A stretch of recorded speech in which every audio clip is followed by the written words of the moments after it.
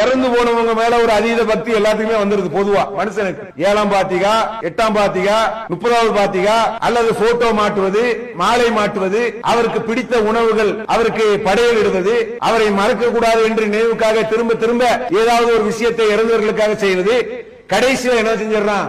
இறந்தவர்களை கடவுளாக மாத்திரான். இறந்தவர்களைத்தான் அப்படி மாத்திரான்னு கேட்டா உயிரோடு இருக்கக்கூடிய ஆளையும் விடுறது இல்ல.